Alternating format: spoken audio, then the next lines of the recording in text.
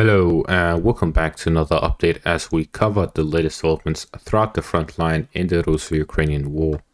We start out here in the Zaporizhzhia direction where there's been no territorial changes, but the Ukrainian forces launched an attack in this direction. It was reported that the attack happened from the direction of Robotine and down south to the direction of Klishchiivka. The Ukrainian forces are here continuously trying to improve their positions, while the Russian forces counterattack in the flanks. We've seen Russian counterattacks both to the west of Robotine and here to the northwest of Stiopove.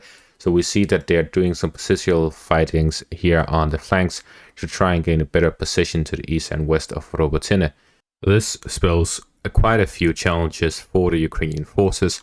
First off, it diminishes the pressure that they're able to exert in the direction of the Russian fortifications, because first off, they have to face off against the Russian defensive line that goes through the south of Klishchiivka towards Stiopove, as the Russian forces are exerting pressure on the flanks of the Ukrainian positions, which makes it more difficult for them to concentrate forces in the direction of the Russian fortifications.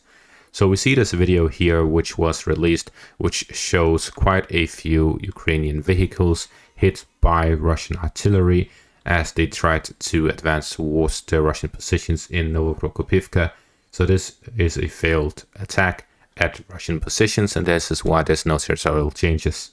We then move on to the Avdiivka direction, where we here see that the Russian forces have yet again managed to capture the water treatment plant here to the south of the waste heap in the northern outskirts of Avdiivka.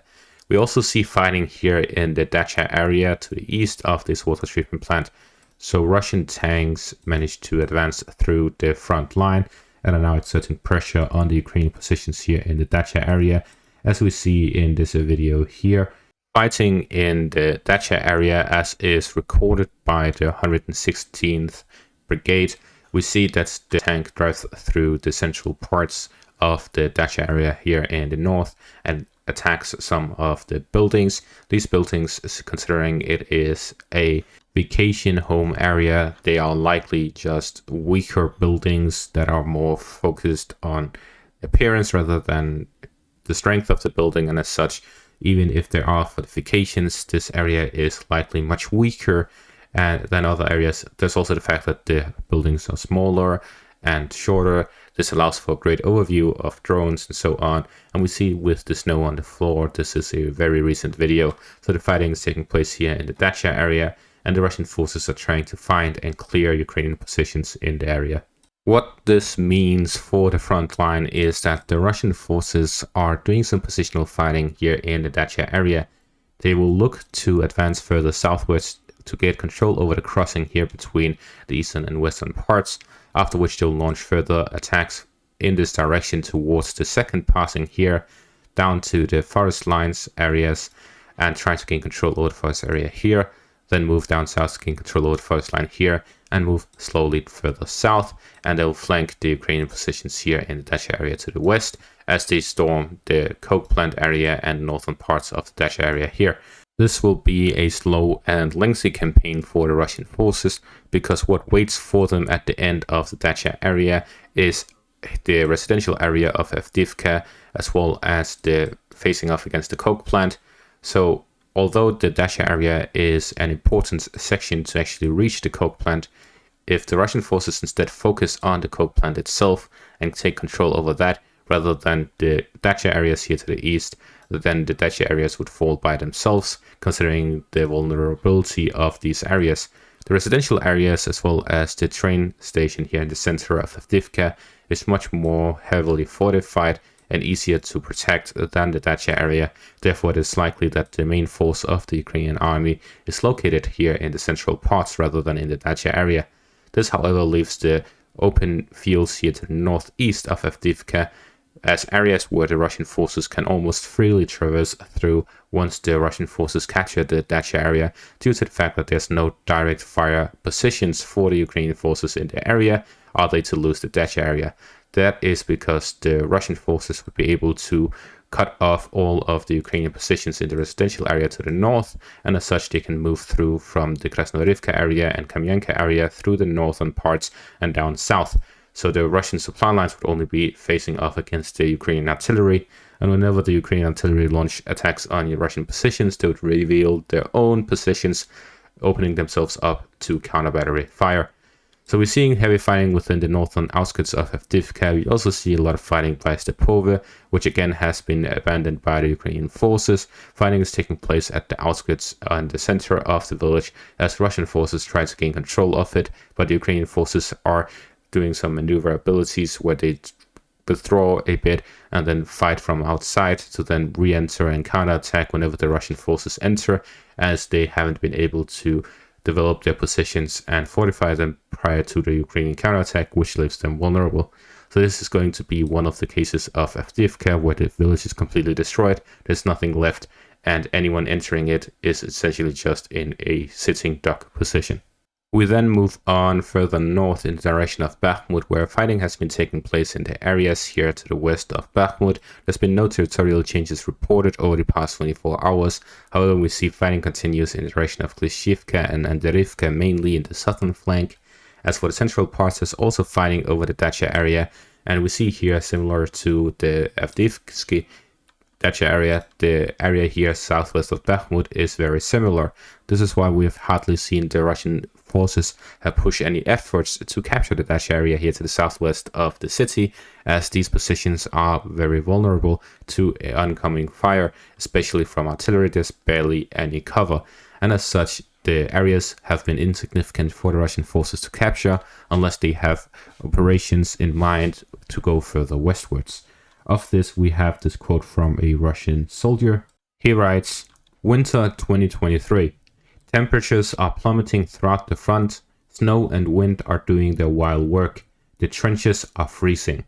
But besides many negative aspects for personnel and equipment, winter brings one positive. This is an opportunity to develop operational tactical combinations.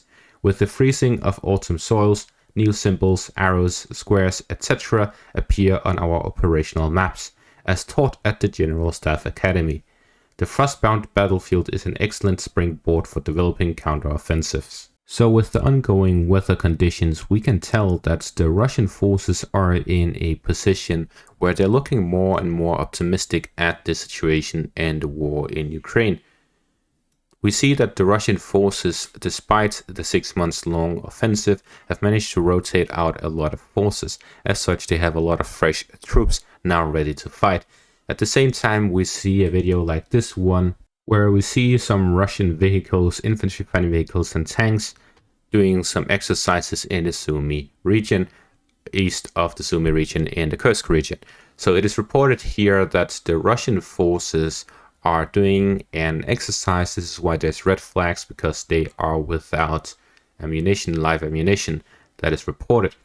However, it is important to notice that it is in winter time, so it could be this week, the past week, or a year ago, or 2 years ago. But the one that makes me think that it is more recent rather than older is the boomerang IFV, which is present here in the video. As such, it is more likely that it is recent rather than old.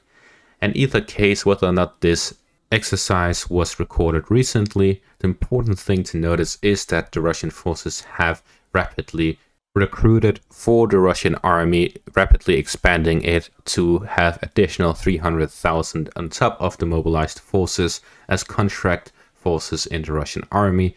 And we also see that they have increased their supply of ammunition, weaponry, and so on to the conflict zone. As such, they have equipped a much larger army than they had just half a year ago. As such, we see that the Russian forces are in constant increase of forces, and those forces have to go somewhere, considering that forces in the Russian army are already up for rotation on a constant basis, where even the first units, most elite units who were participating since the start of the war, are able to rotate. That means that they have a big enough leisure to do so. Therefore, it is likely that they are able to deal with the Ukrainian forces, with the army present within Ukraine, and as such, they have enough forces outside of Ukraine to potentially open a new front. The direction of Sumy as well as Chernihiv are the most likely suspects, considering the Russian forces have already done operations in this direction. There's also the possibility of the northeast of the Kharkiv region or towards Kharkiv itself, considering how worn down the Ukrainian army is. There's a lot of possibilities, and with the winter setting continuing, it is likely that the Russian forces are able to do such an operation. The question is whether or not they will. Finally, there is this development by Stiopove, where the Ukrainian forces in another counterattack managed to regain some positions in the forest area to the northwest of the village. This area here has changed hands very many times, as the Russian and Ukrainian forces both continuously attack each other at this area, and with the latest advances, the Ukrainian forces have shown that they still are able to fight in this direction, and with these latest developments, we see that the Ukrainian forces are still pressuring the Russian forces in the area. And that is going to be all for this update. Thank you all for watching and have a great day.